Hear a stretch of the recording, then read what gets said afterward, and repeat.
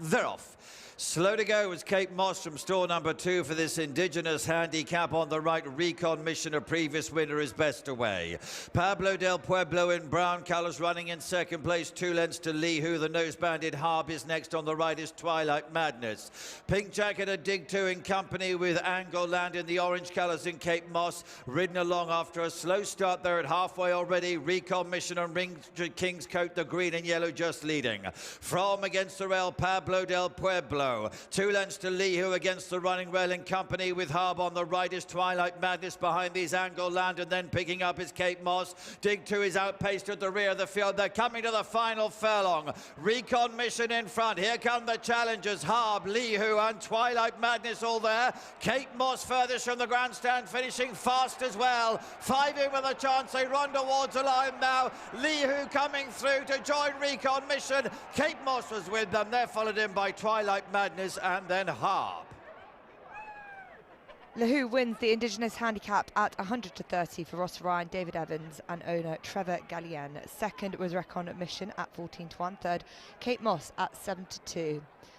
A well-judged ride by Ross Ryan, who timed his challenge to a T. He just waited for the gaps to open up.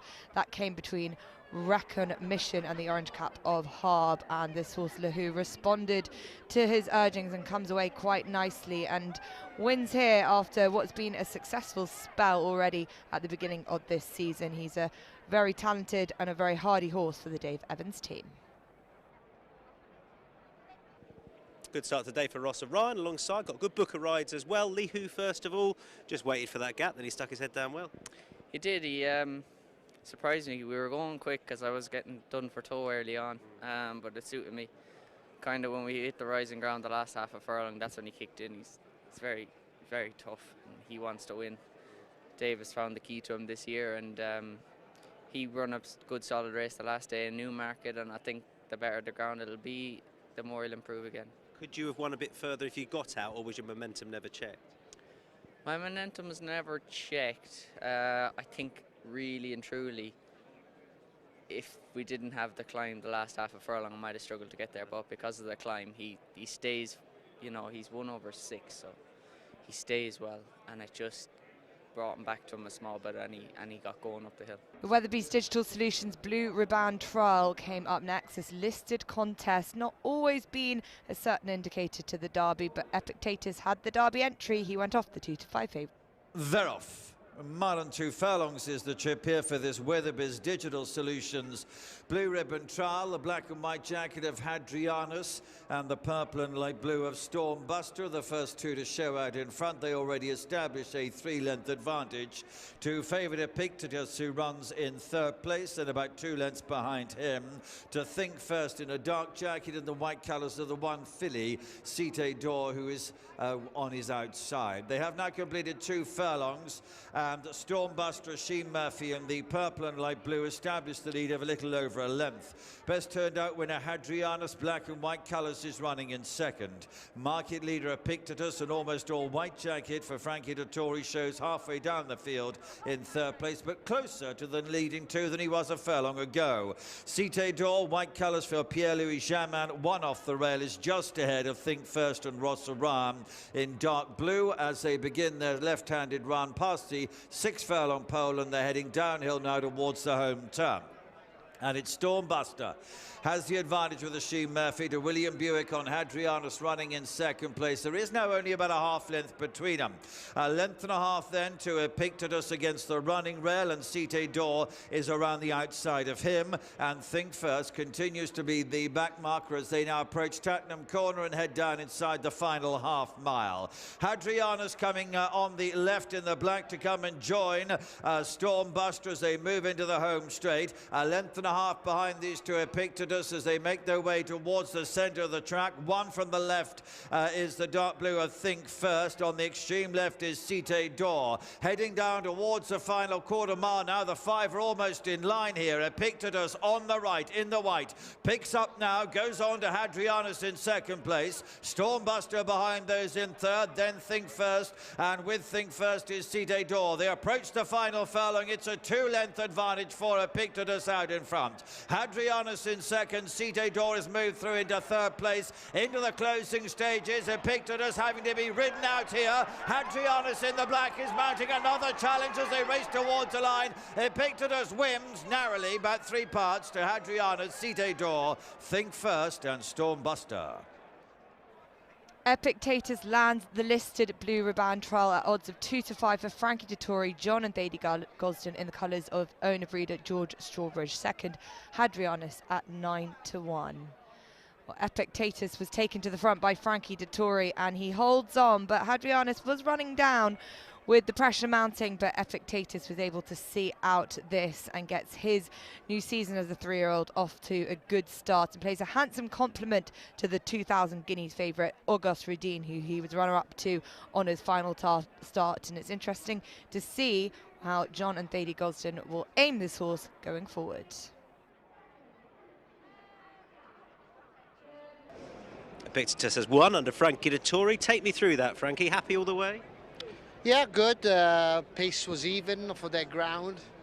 I had him exactly where I wanted him to. I thought beforehand Oshie was the one to beat, so I followed him. And on this ground, you can't give him too much rope, so I kicked with them at the 2, and then all of a sudden I found myself in front. And he kind of idles a bit. And also it's the first time he's been on grass for a long time, and I suspect the combination of getting a little bit tight on the ground and easing up in front a bit, but you know he's passed his test, and I suspect that he'll probably run again one more time. What would you think about a 1.5 miles for him? I'd like to see him again. Very hard to tell today on these testing conditions. You know, he got 1.25 miles well on very testing ground, so he hasn't got too much further to go. But perhaps you know, race like the Dante or something like that will give us a better clue. And he was happy enough on the track, clearly. Yeah, I mean, it's a very neat, well-balanced horse, you know. Look, his form is solid. He was second in the Racing Post, and he was entitled to come here and win. You know, if you freeze the race, the furlong marker was free clear, but then when you look at the winning post, it's 3 parts. So, well, you know, I was pleased with him. You know, it's nothing more I could have done. You touched by the mural here, coming here. Was that a surprise? It was a surprise. I knew something was going on, but didn't realise it was a mural. It's big. It is proper the old wall. Yeah, I took me by surprise actually. A bit emotional, I guess. You know, because it's kind of live a bit of not reality world in California. But now that I'm coming back, and yeah, it's really happening. There was 6 months left, so I'm enjoying every moment. John Gosden alongside me. More success in this blue ribbon trial. Well done. Happy with that? Yes, indeed. I mean, you know, our horses have been mostly training on synthetic, on all weathers. So when they come here and they find the ground that deep, it's a challenge. And look, he was a little tiring at the end, but also looking around in front. So they went a good pace, Frankie said, for the ground, but it's very soft here. We had a massive rain last night. So I guess it answers your questions about this trip. Well, what's your gut feeling about a 1.5 miles for him? Well, I think Frankie felt straight away that he was more of a Prix de Jockey Club horse. He's got a lot of speed. He's a Kingman out of a good Group 1 1/4 mare. And so we'll run in a Dante if he's in good order, and then we can make our decision from there.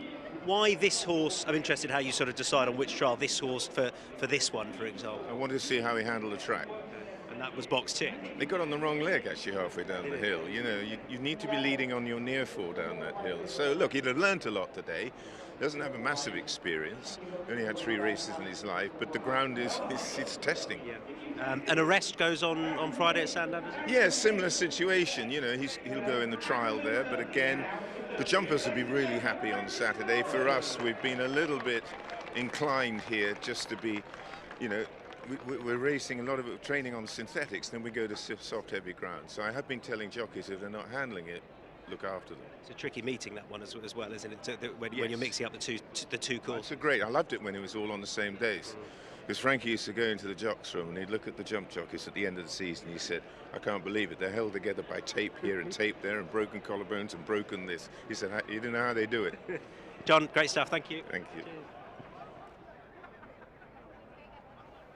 Next up, the Betfred City and Suburban Handicap run over 1 mile 2 furlongs, and in the colours of His Majesty the King and Queen Consort, Educator went off the 9-4 favourite. Set, they're off. A mile and a quarter is the trip for this Betfred City and Suburban. Keys Chorister, she was pretty keen on the way to post, and she wants the early lead in this and goes through to have the advantage of about a length. Bad Company, a dark jacket, and the white and green of Lord Protector are running in second and third places, and Fantastic Fox in royal blue and white is one off the rails behind these. Favoured Educator, Scarlet Sleeves against the running rail. He'll be about 5 lengths off the leaders in the early strides as they complete 2 furlongs. Best turned out winner, Rhythmic Intent. Yellow with blue sleeves, the red cap is next. Black jacket with the white sleeves of Scampi behind this. And then last year's winner of the race, Soto Sizzler, blue and white combination is the back marker as they race right to the top of the hill and past the 7 furlong pole. So it is Keys Chorister with Benoit de la Sayette leading. Got a length and a half, maybe even 2 length advantage over Pat Cosgrave on last year's 4th. Bad Company running in second. Then Ross O'Ryan, a white and green jacket, Lord Protector showing in third. Fantastic Fox and David Egan, blue and white colours, is one off the rails and 2 lengths further back showing in fourth as they come down the hill. Educator, Tom Marquand is next, favourite holding 5th position as they head down past the 5 markers, so they've got to halfway. Rhythmic Intent and Richard Kingscote is next around the outside of Asheen Murphy, white sleeves on a black jacket on Scampi, and Tom Quealy, Soto Sizzler, last year's winner, are the back markers as they come round Tottenham Corner and head into the home straight. And it continues to be the one filly, Keys Chorister, moves them over towards the stand side running rail, leading by a length and a half. Bad Company wants that rail though, tries to get up on the running rail there to join Keys Chorister. Lord Protector behind these. Fantastic Fox is next. Soto Slizzer's moved into 5th and closing. Scampi is next. Educator struggling. Rhythmic Intent the back marker. Heading down with just over a furlong to go, and it's Bad Company and Pat Cosgrave who swept through to the lead. Leading to in second position Keys Chorister. The checks on the sleeve. Soto Sizzler are running the closing stages into 3rd place at the moment, but it's last year's 4th Bad Company who has the advantage as they race towards the line, and Bad Company wins the Betfred City and Suburban to Keys Chorister, Soto Sizzler, Fantastic Fox and Scampi. Bad Company wins the City and Suburban at 13-2 for Pat Cosgrave, Jim Boyle and the Clean Sweet Partnership. Second, Keys Chorister at 6-1. Third, Soto Sizzler at 12-1. Bad Company loves it around EPSOM, was 4th in this race last year and improved significantly. Definitely the testing going conditions a big plus. This horse has got plenty of stamina in abundance and was given a good ride by Pat Cosgrave, who chose to use the near rail to good effect and was able to hold on from Keys Chorister, who runs a really nice race on her seasonal reappearance, and last year's winner Soto Sizzler back in 3rd. The 3:35 was a Betfred Nifty 50 Great Metropolitan Handicap, run over 1 mile 4 furlongs. 10 runners lined up, 4 interesting and crucial non-runners, but it was NYRA who's the 11-4 favourite.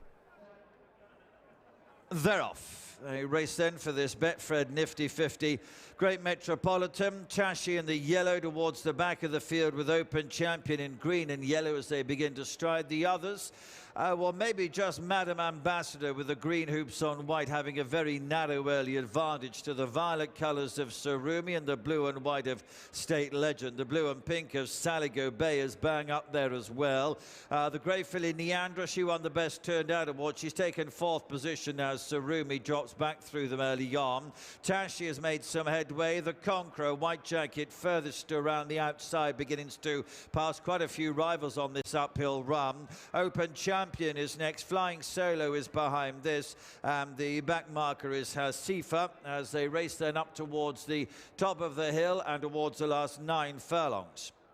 And Madam Ambassador and Richard Kingscote have the advantage here. Ben Sanderson on State Legend is running in second place, about a half length behind. Wide on the course then, the yellow and orange on the sleeves and cap, the Conqueror, Mohammed Tabdi. Then in blue and pink colours is Jason Watson on Saligo Bay against the running rail, next to Asheen Murphy. Green jacket and white sleeves on the Amja. Violet colours for William Buick on Sarumi, one of those widest on the course, and the white-faced of Tashi is next. Tom Marquand who's in company with James Doyle on open champion green and yellow. Ross Ryan is next, maroon, yellow and black jacket on Flying Solo, and Hasifa and Holly Doyle in the red and white stripes is at the rear of the field as they're now on the downhill run towards home and approaching the halfway stage. There'll be about 8-10 lengths first to last. They're pretty well bunched, and it's Madam Ambassador continues to have the advantage to State Legend running in second place, and wide of those, a little hidden, is the Conqueror. Then comes Sally Go Bay towards the running rail in company with the grey filly Neandra. Wider of those, three off the fence is Sarumi, and then comes Tashi and Open Champion together. Has Sifa and Flying Solo still the last couple of runners. They're past Tottenham Corner into the straight, and Madam Ambassador,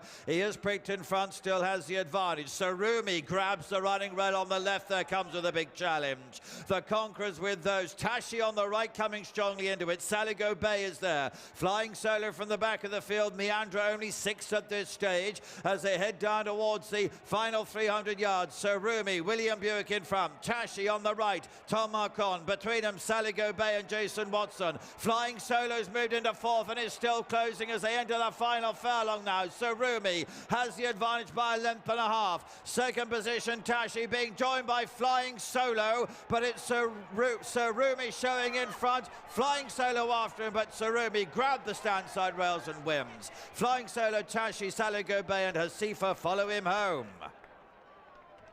Sarumi wins the Great Metropolitan at 11-2 for William Buick, Richard Hannon and Ammo Racing Limited. Second, Flying Solo at 100-30, and third, Tashi at 14-1.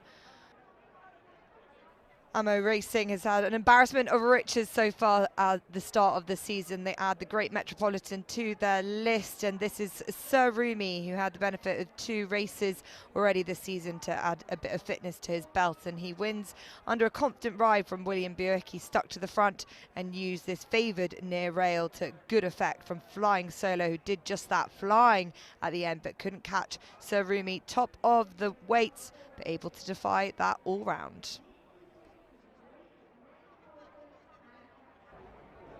Well, Sarumi has just won our feature handicap of the day, and I'm joined by winning rider William Buick. William, he won pretty well in the end. He did, yeah. He likes the ground, which is obviously key here today. And you know, they went very slow in the race, so I wasn't best placed for a sprint, but obviously he managed to get himself into contention quite quickly and grab the stand side rail, which is key here today. And he toughed it out really well. So it's, you know, he's run some good races with that winning, so it's nice to get his head in front. I thought it looked like out the stalls from a low draw, you made a really conscious effort to get wide so that you could make sure you got the sandside rail. Yeah, exactly. But look, yeah, like I say, I didn't think I was in the best place in the race during the race, but you know, he managed to get himself there in the straight where it mattered, and you know, once you get that rail here when the ground's like this, it does count for a fair bit. 4:10 was the Stephen Wallace Novice Stakes, and 6 runners lined up, and this race has been kind to Andrew Balding in the past. He had Cadova at 2-1, but the market was led by Jalapa, the half-sister to Westover. She went off 11-8. They're off. And as they leave the starting gates there, Merry Minister was a little bit slow into stride, I think half rear. Dotted Star in the maroon jacket is also towards the back of the field as they run through their first furlong. Best the turned out winner, Hey Leela, in the blue and orange leads early on. The white jacket of Cadavar running in second. The favourite Jalapa, pink cap alongside the outsider La Española, yellow sleeves together 3 and 4. 4 or 5 lengths behind those Merry Minister, and then comes the one older horse here, the 4-year-old Dotted Star, who is the back marker of the sextet as they race down towards the final 5 furlongs. There'll be a good 8 lengths first to last here in this Stephen Wallace Novice Stakes, and it's Hey Leela has the advantage with now Cadavar, the white colours moving a lot closer in second. So William Buick leaving to Ashim Murphy second. Rossa Run on Jalapa in third position as they move on towards Tottenham Corner. La Española, David Egan close up to the leaders, 3 or 4 lengths behind those.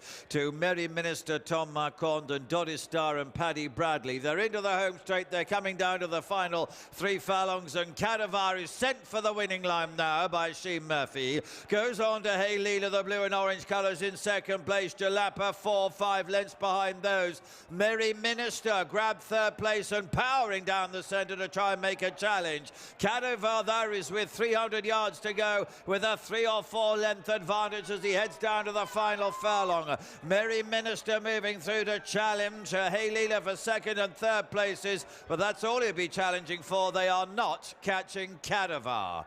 Cadovar and Ashim Murphy are well clear on the run towards a line, maybe winning by 10 or so. Second place will be a very close thing. Blue and orange Hey Leela has held second to Merry Minister. Dotted Star behind those in fourth. Cadovar absolutely bolts up, wins at 2-1 for Oisin Murphy and Andrew Balding. Second was Hey Leela at 4-1.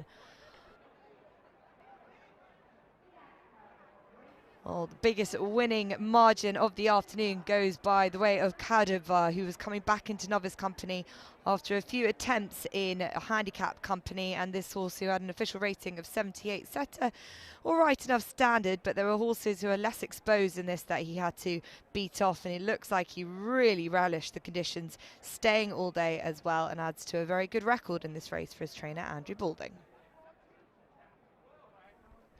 Final race on the opening day of the flat turf season at Epsom Downs is the Warren Handicap run over 1 mile half a furlongs, and Alpha Crucis with a £6 penalty for his win last week was the 15-8 favourite.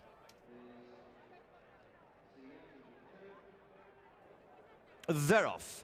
A race away then, just over a mile, is the trip here. Expressionless, one of the nose-banded runners, is the slowest one into stride and has to be chased along a little bit early on. The green jacket of the favourite Alpha Crucis, the grey colours of the best turned out winner Sea Urchin, and 2 in yellow By the Dip, and then the grey horse Serious Look is around the outside and is going to go through and lead him after a few hundred yards. Irizumi in white and red is making an early forward move to take third position. Gifted Angel and Rule of Thumb are the next pair, and Expressionless, who is a little bit slow to get on with things, continues to be the back marker as they're heading down the side of the course and onto the 5 marker. And Serious Look, a yellow jacket for William Buick, leading over David Egan in grey colours on Sea Urchin in second. Irizumi, Mohammed Tabdi, white and red in third. In green colours, Jason Watson, Alpha Crucis taking third place as they run down the hill.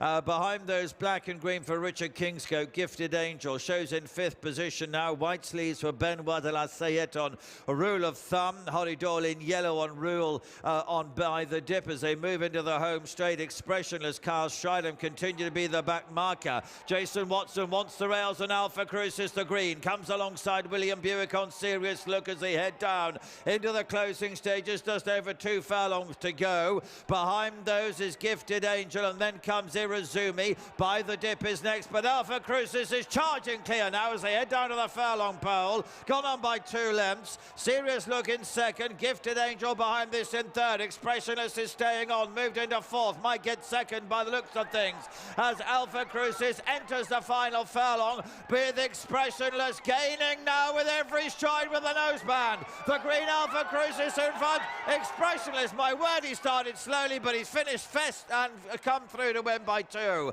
Alpha Crucis in second, Gifted Angel behind those in third, and a well-strung outfield, Irizumi fourth. Expressionless wins at 9-2 for Carl Stridham and Dylan Cooner. Second was Alpha Crucis at 15-8, and third was Gifted Angel at 8-1. Well, Expressionless backs up his win at Nottingham last time. He does it in exactly the same manner. He was slow out the stalls and he was stone last for the majority of the race. Carl Stridham having to eager him along, and Alpha Crucis looked like he was set home and hosed. Went short on the exchange, but Expressionless was not giving up, and he is able to pass horses late on and bow down the leader Alpha Crucis. And this is another winner for Carl Stridham, the jockey who has a big reputation back home in South Africa. He teams up again with fellow South African Dylan Cooner to win for the second time on Expressionless. Here were the winners at Epsom Down on the opening day of their turf season, and it started with 2 winning favourites in the shape of Lihu and then Epictetus, who won the Blue Ribbon Trial in a time of 2 minute 20.00 seconds. There were slow times throughout the course of the day thanks to the rain that fell at Epsom yesterday, and that had a significant wearing on the results.